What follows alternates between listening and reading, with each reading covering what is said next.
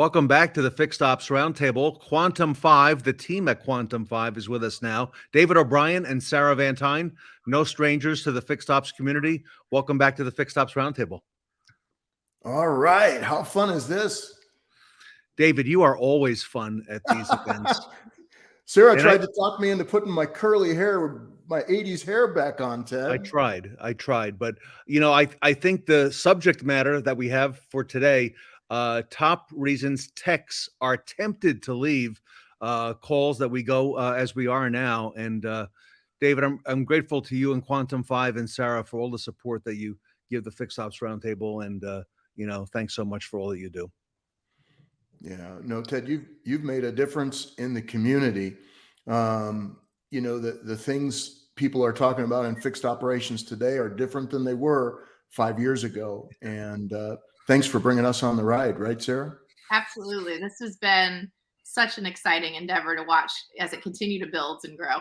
No, you're both a huge part of it. So, all right, let's start the conversation. I understand you have some data that's come in on this topic on what's tempting technicians to possibly leave. And I'll invite you to share that with our audience. Well, Sarah, I'll start us off, but Sarah knows this information so darn well. Ted, I think you remember last year you helped us announce we acquired the company called ESI Trends. And ESI Trends is now called ESIQ on an everyday basis, right? Hence being part of Quantum. But what's been exciting about that company is something that Sarah and I believed in from the beginning, which is we wanted data to be able to share with our dealers and the community about, okay, are people staying and could you impact them in ways through their learning and their career building that would cause them to go, I don't have a reason to go anywhere. Could we make culture better? And so consequently now with that company, 28-year-old company, the founder, Ted Crable, is still part of our team, and we're grateful for that. We have all this interesting data from almost 100,000 people in the last year that took these Net Promoter Score surveys. Combine that with the work that Ted has been instrumental in doing around the NADA workforce study for the last 15 years. And we end up with this really interesting stuff about service advisors and technicians. And Sarah and I talked about it, and she just felt it was so important that we share this with the community about the things they're saying. So we anonymized and aggregated some data. I'll let Sarah start you out with some stuff. Yeah, so this has been a really exciting topic to discuss, Ted, and you've been such an advocate with having so many new technicians that have been part of the Fixed Ops Roundtable and sharing their unique experience and advice for other dealerships and employees. So this has been very timely to get to share some of this data around technician retention. And I think it's worth noting with ESIQ, as Dave was talking about, we survey thousands of technicians every year. And so the data that we're getting, we get from a variety of dealerships across the United States. And the interesting thing that we've been seeing has been some really exciting developments around turnover trends. And I'm really excited to say that we saw a drop in technicians looking to leave for better jobs. It went from 22% down to 19%. And some of those conversations that Dave alluded to around how do we keep growing and benefiting our employees, what do we do to continue to listen to them? That's all in part of some of those percentage changes, and we still have a long way to go. Well, that's these topics all surrounding technicians and technician retention, Sarah, are very near and dear to the audience. And, the data is interesting that you continue to share. What else have you found as well? I think the retention piece is the one that Sarah and I continue to look at, right? Because there's a direct correlation, Ted, and this isn't going to surprise you. It's definitely not going to surprise the audience. There's a direct correlation between customer retention, right? Which everybody listening to this, middle of May, we're going, okay, how many am I going to keep this year? And our service teams. And right now, when you look at the data from the NADA workforce study last year, although we've worked on turnover and turnover got better, the 3-year point, getting our teams to the 3-year point in fixed ops seems to be the magical number we're all looking for. And we're still only getting about 56% of technicians on average to be at a dealer 3 or more years.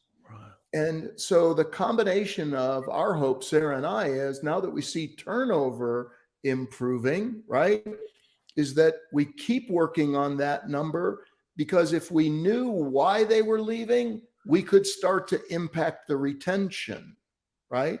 Now we can get more to the 3-year point. So what Sarah and I did is we put together some data for you that we'd love to share with your audience about why do they say they're leaving. Sarah, you want to start out with a couple, or you want me to? Yeah, let me just kick the first one that I thought was so very interesting, because it's something that I think when you think about the entire fixed operations department and you think about the pieces between scheduling and the service advisor write-up and then on into the technician, this makes a lot of sense why we're seeing this happen. And the first one that really just resonated with me was that 1 out of 5 technicians told us that they are looking for a career change in 2022. And so career change meaning getting out of the service business entirely in the dealership. And so when we look at that question deeper and we look at the comments and feedback related to that specific point, what was really interesting was to see that technician shortages and the lack of service capacity to meet customer demand were the reasons that it was putting so much stress and pressure on technicians, to the point that they were thinking about leaving retail automotive. So that ties in everything from the customer experience, from the BDC when they answer the phone, how they're shop loading that shop capacity, onto how your service advisors are greeting and putting that workflow into the technician's funnel for the day. We have to take a close look at all of those components to make sure that we start to have more technicians wanting to stay, since 1 out of 5 are telling us that they're considering leaving the auto industry completely. And it's interesting, Sarah, these are a lot of factors that we talk about all the time, Dave, when we get together and have these meetings. But it's interesting now that this actually has a profound effect on the thinking, okay, of the technicians, Dave, as well. You know, it's interesting. We had an OEM phone call. I don't know, it was probably about 6-8 weeks ago. And one of the things the OEM wanted our help in doing is asking us to do a survey of markets where Amazon and a couple of other companies was heavily recruiting technicians with this interesting pitch of Monday through Friday, lighter hours, choose your shift. Because think of all the vans that we now see that are Sprinter vans with Amazon logos driving around delivering packages around America. Sure. So they wanted to understand, this OEM, is how do we get our dealers to think differently about not letting those folks be tempted to leave the retail dealership environment, considering the investment we've made in them, and how do they not end up Amazon technicians? I mean, if we were in Texas, we'd be worried that they'd end up in an oil field. Today, it's you better worry everywhere about that gray truck and whether or not that person, you know, is looking to put technicians into an Amazon warehouse where I don't know how luxurious it is, but I'm sure there's a robot that brings the parts or something, right? And they don't even have to walk. I don't know. I'm just guessing, right? But and those trucks are in all of our neighborhoods, Dave. And you're right. Yeah. 5 years ago, no such thing. I don't recall that. So you're right. Yeah. All brand new. Well, look at that. So if you have a technician who knows how to work on a Sprinter van, or if you have a technician that can work on diesel in any way, right? You've got to have a better eye on it. So what we did is we dug down into what they said. And when you go, why would they go to Amazon, or why would they go to another dealer, right? So let me give you just an interesting one, right? The number one reason won't surprise anybody. Ted, you want to guess why they say they might go somewhere else? Money. The study always amazes me, so I'm going to likely be wrong. The number one was money, right? Okay. But right after that, is the work that you're doing, that all of us pour into, that we have to keep pouring into, because the number two reason didn't surprise Sarah and I either. And it is difficulty with the quality of my manager, difficulty with the workplace culture that I'm in. Okay. It spans everything from I think there's favoritism, or I think the way they dispatch work to me is unfair, or my manager doesn't communicate with me. And Sarah and I, we spend our time attacking that one for our dealers right away. That's huge, and I'm so glad that that's a question that's asked, Dave, on the survey. I imagine years ago it may not have been, put on there, or not quite so as eloquent, but you're right. That's a huge factor. Wow. Yeah. When you go down the list, then they talk about stuff like Sarah said, which is, hey, I don't know if I want to do this anymore. I don't know if I want to be at a retail dealership. Sarah and I have a client in Ann Arbor, Michigan, and at their Audi store, there was a young man who was needing to take his final Audi tests as a technician, and there was going to be a significant change in income if he completed them. And he decided instead to quit. And when we talked to the general manager, we said, so tell me about how the communication went. He said, he just decided that he was tired of having to prove to people that he was good enough to fix these cars when he was already doing the fix it right work. So I don't want a lifetime of that, he said. And he opted out. Wow. We hear all the time this thing come up about communication. And interestingly, when Sarah and I talk to these stores, we have to remind them what we learned ourselves at Quantum, which is sometimes the communication they want is not what the management or the leader thinks of naturally. So Sarah, you want to tell everybody how bad I am at remembering to use Slack, right? But our team loves different forms of communication, right? In a dealership, well, are they really interested in going over to the computer that hopefully isn't a green screen in their stall? And are they really interested in using email? Or would they prefer something faster, simpler? Do they not want to use texting, but they wish they could get communication better? I have a lot of dealers who have Outlook, right? Well, they're already paying for Teams. Could they do Teams meetings? Could they send Teams messages? Could they have Teams channels where there was communication? And when I look at the results over here about, I wish there was better communication, the first thing I always try and share with dealers is you have to change. I'm 59 this month in May, Ted, right? And my form of communication is not what a 28-year-old technician on the up and come of success is, right? Sarah and our team tease me all the time. Hey, I sent you a Slack message. And I go, oh, okay, wait, I got to go find that app again. It's somewhere in a folder and I don't remember as often. And so I think if we want to keep text, one of the things they say is change, you don't give me a paycheck anymore. It gets direct deposited. So you can't give me a paycheck stuffer. Help me feel communication in different ways.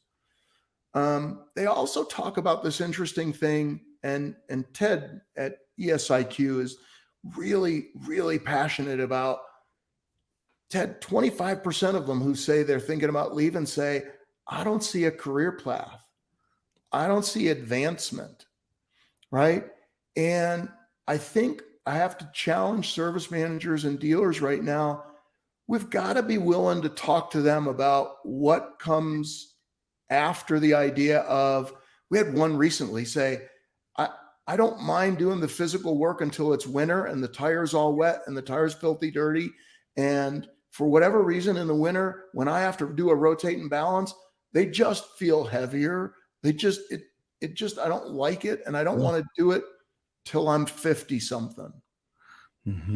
And, I think we have to find ways to paint career paths for them that show them what could the future look like. Hey, look at Joe Casella, who's in our company. Joe's our chief operating officer. Joe can still tell you about putting air conditioners in mid 1980s Datsuns, Sure. Yeah. Yeah. right? We would deal or install them. Yes. Yeah. But Joe's career progressed from technician Oh. to advisor to shop foreman to fixed ops director to inside technology businesses the rest of his career, right? So, how do we give them that career growth? Here's another one that I think we should all be thinking about. It's the third rail for Sarah and I, right? We get nervous when we decide to talk about this one. We debated whether I should bring it up. I think that's why she's letting me say it. Ted, they want to talk about hours. Mm-hmm. They want to talk about less or no weekends, and they want to talk about flexibility in their schedule. And Sarah and I joke, our company, we joke and we go, should we touch the third rail? Right? Hey, look, let's just acknowledge the idea of flexibility in a service technician or a service advisor's schedule. It's hard. Nobody's got a silver bullet. There are some great innovators that have been on your show, though, that are trying 4-day work weeks. They are running multiple shifts. They've overcome the problem. Well, what if Napa's part store is not open and they're working on something and we need the part from Napa? They've overcome stuff because keeping the team was more important than not figuring it out. And go, Sarah. No, I was going to say, well, that ties right back into the piece that you were talking about just a minute ago that we thought was so compelling, which is the culture piece, right? Like all of these things are so interconnected to really the second reason why the second top reason, I should say, why technicians are considering another job or another opportunity. It is that workplace culture. So if you have these innovative ideas and you're willing to test the waters with scheduling or trying different shifts or trying new things to keep them engaged, well, that really is a facet of that whole second reason, which is, a bad workplace, bad leadership, or, a culture that they don't want to be a part of anymore. So it really relates right back into that same point, which is, we do have to get more creative, especially with the percentage of people that are looking for a career change completely. I think that's a key phrase, Dave, what Sarah just said. We have to get more creative. I continue to learn a lot of things, Sarah, in these conversations with you and Dave. Number one, just now I learned that Dave and I are both May babies. Okay. Number two is that your work at Quantum 5 on the culture front and the work that you do, Dave, in doing these, in conducting and being a part of these studies and analyzing the data before you go into the dealerships, and you have what other companies do not have. You have that great grasp and understanding of what is current and needed right now, and what, for example, in this case, as technicians are looking at, or things that they are possibly being tempted with and why they may leave. So that's a great resource you've got, Dave, and you can build that in. I know you do build that into the good work that you do. Yeah, no, it's important to us to know how to create a holistic fix. I don't want to be the one and done. I do want to add one other one, right? You talk about creativity, and there's another one on this list that says they want better benefits, but you've got to get creative around benefits too, right? I'll give you a couple of examples. What if you gave everybody $100 a month Uber allowance? What if you said, you keeping your driver's license and keeping yourself and others safe is so important, I'll put my money where my mouth is. I have a dealer that says every spring I run a contest for the service team, and that is I'll pay for their boat storage. You want to put your boat in a slip, you want to put your bass boat, you're going to do a lot of fishing. I'll pay for it. He goes, it's the best $600 I could spend for something that they really care a lot about. So if you started to stretch your creativity, as you said, what could you do that was a benefit that made your team go, only they do this? Yeah. So you're right. It's a passion of ours to stay focused on that culture stuff, because then the training works better. So, And I think that's what's so amazing about our performance suite is that really that holistic environment that you were describing, it doesn't stop in one department. You have to Right. have that approach Right. from the Right. leadership in the organization. You have to have it across your sales, in your service departments, and your BDCs. It has to be this entire exploration of culture and training for all of your people. I love it. Sarah, very well put. And you are the leader. Quantum is the leader in looking at creative ways for learning. I can't believe some of the things that you have deployed that are successful and working, things that, we wouldn't have expected in our industry, Dave O'Brien. So you have thought outside the box and continue to make learning fun and make it easy, and, to bring the departments together, in the dealership. So congratulations to you and Sarah on all the success, and you are just tearing it up, guys. So at Quantum 5, so congratulations to you on all the thank you, sir. success you're having. All right, we got a lot of folks watching. Dealers, general managers, fixed ops directors, the whole gamut. Okay, some using Quantum 5, some not yet. Some have heard about it. If they want to find out more, Sarah, I know you've got the details on this study, and you've got a whole lot more on how people can reach out to, you and Dave. Sarah, what's the best way to get a hold of you at Quantum 5 and get things rolling? Yes, so easiest way to get started, if you want to call the phone number that's on the ticker right there, that 480-908-5003 is where you can reach us. You can also check out our website at quantum5.ai and explore a little bit more about ESIQ and some of the great things that we're doing across automotive training. Sarah, I think you told me on another segment that phone number actually rings on the red phone on your desk. So It does. It does. So it's the bat phone. It's a direct line. If you need to reach me, that is my direct line right there. All right, everybody. So you've got the insider phone number to reach Sarah Vantine at Quantum 5 to take the next step. Even if you have questions on your process, on things that you may be considering, Dave mentioned different types of work weeks, different types of incentives. On behalf of the Fixed Ops Roundtable, I want to thank you both for all you do for the retail community. Thank you, buddy. Appreciate you so much. Yeah. Dave O'Brien and Sarah Vantine, everybody, leading the way here at Quantum 5, here at the Fixed Ops Roundtable.